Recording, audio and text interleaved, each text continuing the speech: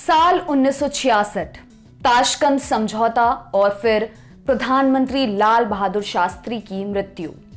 भारत में मातम छाया हुआ था और इसी दौरान अफ्रीका में भयानक मारकाट मची हुई थी। कई देशों में सेना तख्ता पलटकर सत्ता पर कब्जा कर चुकी थी। भयानक माहौल था। इसी माहौल में इंदिरा गांधी भारत की प्रधानमंत्री बनी और इसी साल एयर इंडिया की फ्लाइट 101 के क्रैश में डॉक्टर होमी जहांगीर भाभा मारे गए। एशिया से लेकर अफ्रीका तक बवाल मचा हुआ था और इन सब के बीच एक दौर में लगभग पूरी दुनिया पर राज करने वाले ब्रिटेन ने पहली बार फुटबॉल वर्ल्ड कप जीता और इस जीत के आसपास ही तय हुआ कि साल 1978 का फीफा वर्ल्ड कप अर्जेंटीना में खेला जाएगा। फिर धीरे धीरे वो साल, महीने और दिन भी आ गए जब इस लैटिन अमेरिकी देश की जनता बेमन से इस टूर्नामेंट के स्वागत के लिए तैयार हुई। बेमन से इसलिए क्योंकि अर्जेंटीना के अच्छे दिन जा चुके थे। देश पर तानाशाही चल रही थी। हर रोज लोगों के मारे जाने, गायब होने की खबरें पढ़ने, देखने, सुनने में आती थीं। विद्रोह करने वाले बुरी तरह से कुचले जा रहे थे। ऐसे माहौल में फुटबॉल के छोटे से छोटे मैच को त्योहार की तरह मनाने वाले अर्जेंटीनी लोग अनमने ढंग से दुनिया का सबसे बड़ा फुटबॉल टूर्नामेंट देखने के लिए तैयार हुए। हालांकि चीजें अब भी मुश्किल थीं।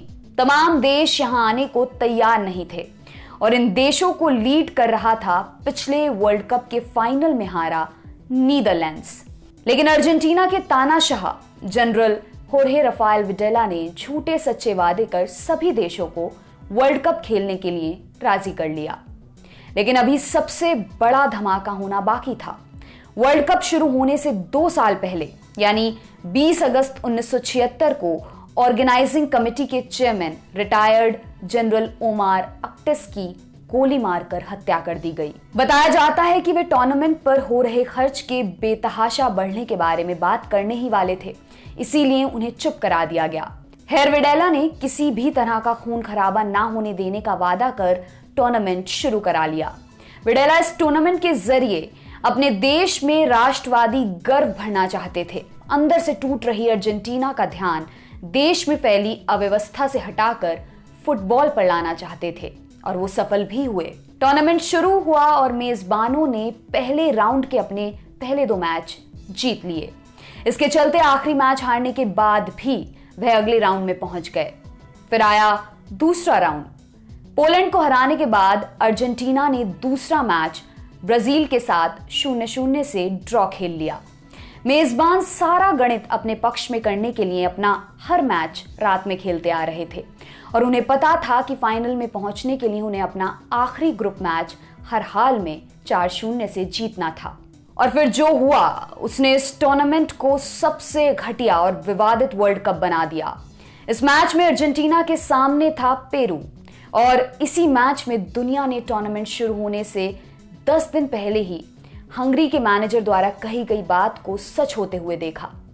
हंगरी के कोच बारोटी ने कहा था, सब कुछ, यहां तक कि हवा भी अर्जेंटीना के पक्ष में है। और इस मैच में ठीक यही हुआ। अर्जेंटीना ने पेरू को 6-0 से हरा दिया।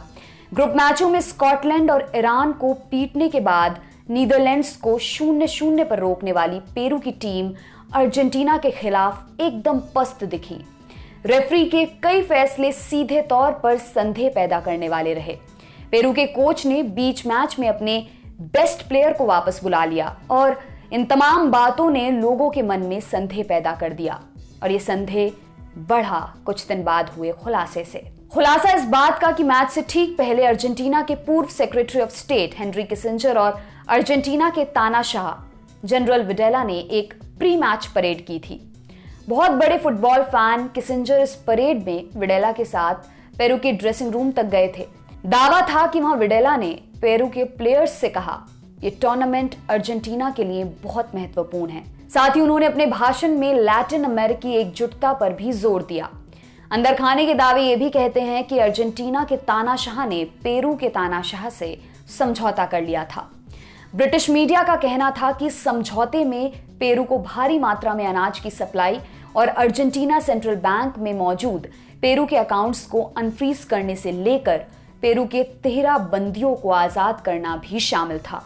इस बारे में पूर्व अर्जेंटीनी स्ट्राइकर लियोपोल्डो ल्यूक ने टूर्नामेंट के बाद कहा था, मैं इस बात पर दृढ़ता से विश्वास करता हूं कि हमें वो वर्ल्ड कप खेलना ही नहीं चाहिए था।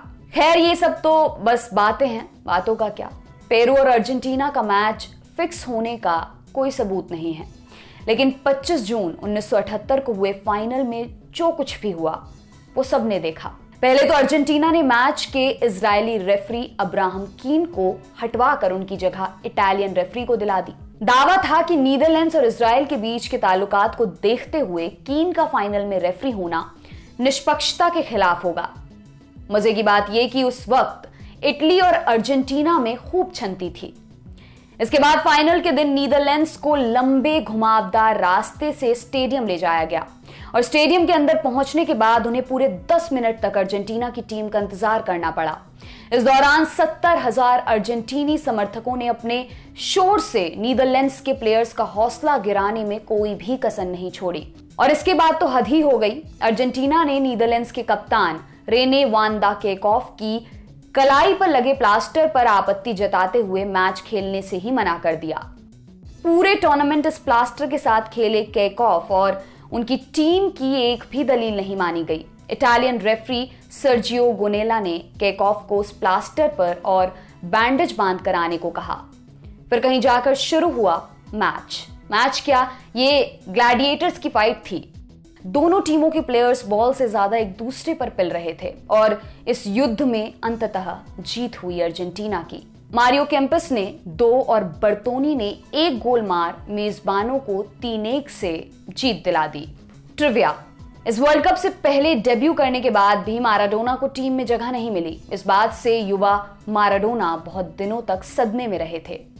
इस वर्ल्ड कप और फिर 1982 के वर्ल्ड कप में हुई घटनाओं के बाद ग्रुप के आखिरी मैच एक ही वक्त पर शुरू करने की रवायत शुरू की गई। आपके लिए तमाम जानकारी लाए हैं हमारे साथी सूरज। मेरा नाम है दिव्यांशी। देखते रहिए दी लल्लन टॉक। बहुत शुक्रिया।